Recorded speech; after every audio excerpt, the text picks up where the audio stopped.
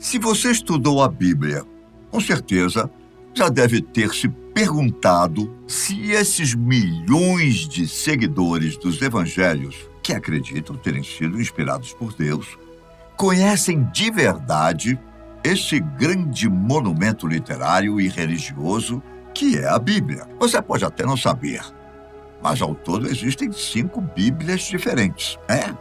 A judaica, a hebraica, a católica, a ortodoxa e a protestante. A católica, por exemplo, tem vários livros do Antigo Testamento que não figuram na judaica, que não os consideram autênticos. Entre eles, o Cântico dos Cânticos, considerado um livro erótico e até possivelmente escrito por uma mulher.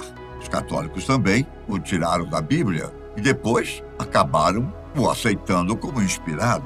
Para você ter uma ideia, nos primeiros anos do cristianismo, existiam mais de 80 evangelhos que narravam a vida e a doutrina de Jesus de Nazaré, de sua família e de seus discípulos também. De todos esses livros, apenas 4 foram considerados pela Igreja como canônicos. Os outros foram considerados apócrifos ou não autênticos. Diante disso, não seria um absurdo pensar que a Bíblia pode ter sido alterada com o passar do tempo, certo? Bom, seja de forma intencional ou não, acredite, essa obra nem sempre foi como conhecemos ela hoje.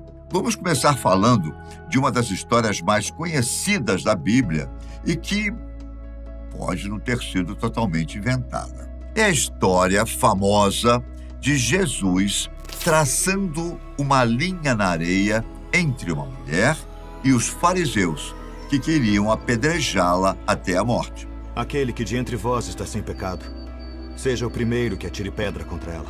Na maioria das Bíblias, essa passagem aparece no Evangelho de João e é uma das mais citadas no cristianismo.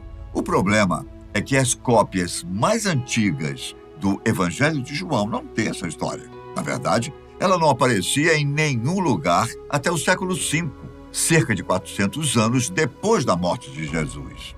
O primeiro texto a incluí-la é uma antiga tradução grega e latina dos evangelhos, chamada Codex Beze. Essa obra é notória por ter esse estranho detalhe extra que não aparece em nenhum outro lugar. E essa história em particular é redigida de uma forma que alguns estudiosos da Bíblia dizem que não parece ter sido escrita pela mesma pessoa que escreveu o restante do livro de João.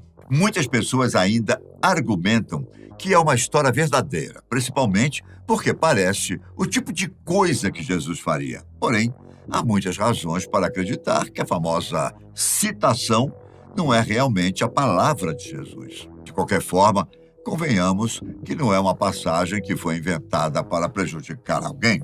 Só que existe uma passagem que a maioria dos estudiosos tem certeza de que foi alterada, ou melhor, mal interpretada para fazer maldade com as pessoas. Em Deuteronômio, capítulo 23, versículo 17 e 18, parece haver uma condenação direta à homossexualidade. Nesta passagem está escrito o seguinte: não haverá prostituta entre as filhas de Israel, nem sodomita entre os filhos de Israel.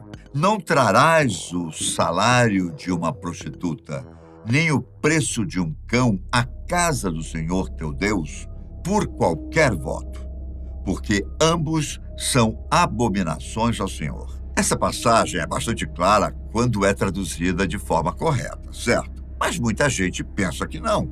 A palavra sodomita aqui realmente não parece se encaixar no contexto, e há uma razão para isso. A palavra original tem um significado mais próximo de prostituto e não tem nenhuma conexão com a homossexualidade. No hebraico original, todo o versículo parece ser uma condenação da prostituição para ambos os sexos, em vez de ser especificamente um ataque aos homossexuais masculinos. Dizem que quando a Bíblia foi traduzida, decidiram mudar o sentido justamente para condenar a homossexualidade.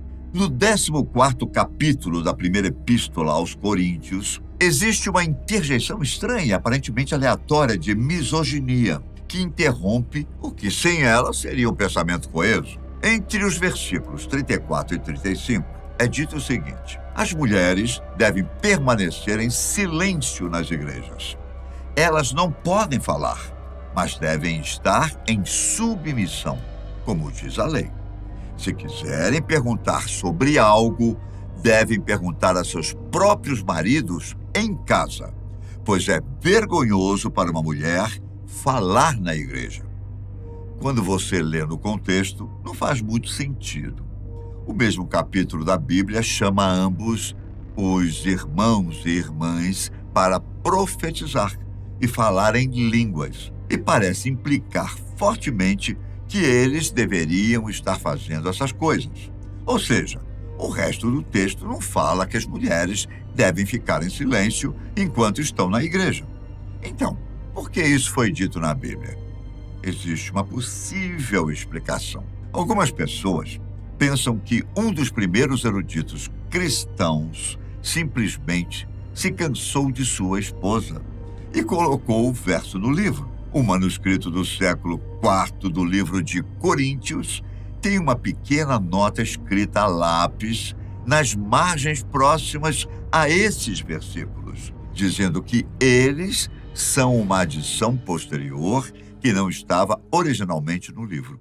E em outros manuscritos antigos, esses versículos aparecem em diferentes partes, aparentemente aleatórias, da Bíblia. Ainda em relação às mulheres, em 2016, um grupo de estudiosos reuniu o que chamaram de versão padrão em inglês, permanente da Bíblia.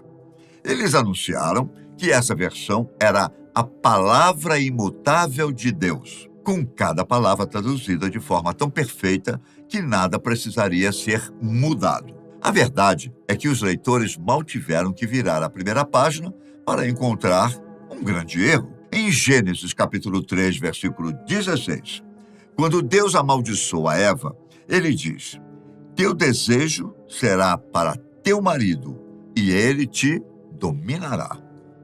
Mas na nova versão dizia o seguinte: seu desejo será contrário ao seu marido, mas ele dominará você. É um pouco diferente do original, não acha? Na verdade, é exatamente o contrário.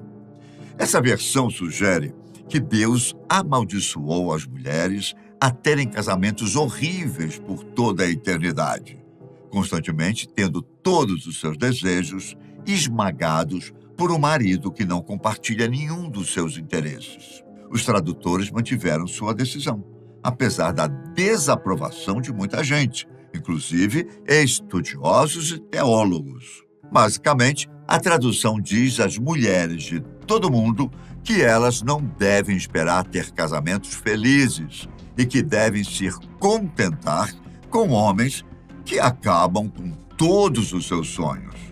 E ai de quem reclamar, pois para eles ninguém deve contestar a palavra de Deus. No Evangelho de Mateus é declarado que Jesus é o filho primogênito de Maria, pelo menos em algumas traduções da Bíblia. Em outros, apenas o chama de filho. Bom, se você é católico, essa palavra faz uma grande diferença. Muitos católicos concordam que a ideia de que Maria permaneceu virgem durante toda a sua vida, mesmo depois de dar à luz a Jesus. Provavelmente é por isso que muitas Bíblias católicas traduzem essa linha como um filho, já que rejeitam a ideia de que Jesus tinha irmãos. É uma posição complicada de defender, já que há algumas partes na Bíblia em que Jesus realmente se encontra com seus irmãos e fala com eles. Mas alguns católicos argumentam que essas histórias também são erros de tradução. Os manuscritos gregos originais usam a palavra adelphos para se referir aos irmãos de Jesus, que pode significar primo, em vez de irmão. Quase todos os manuscritos mais antigos do livro de Mateus, porém, usam claramente a palavra filho primogênito, em vez de um filho. Muitas pessoas acreditam que a palavra primogênito foi retirada por pessoas que queriam pensar em Maria como uma virgem, mudando a Bíblia para que ela se encaixasse no que eles queriam dizer. Outra coisa que tentaram a todo custo mudar foi a imagem de Jesus. Tudo bem que não se trata de uma mudança nas Escrituras Sagradas, pois o que mudaram foi a compreensão de sua imagem. A imagem mais comum hoje é de um Jesus Cristo branco, de olhos azuis, mesmo que todas as evidências históricas apontam o contrário. A ideia de um Cristo de pele branca é relativamente nova e evoluiu em resposta a pressões políticas e sociais. Vários retratos artísticos influentes de um Jesus branco ajudaram a espalhar essa ideia, que de fato se tornou a mais aceita e usada em todo o mundo. Embora teólogos e historiadores ainda debatam sobre essa questão, alguns cientistas chegaram a uma resposta mais precisa.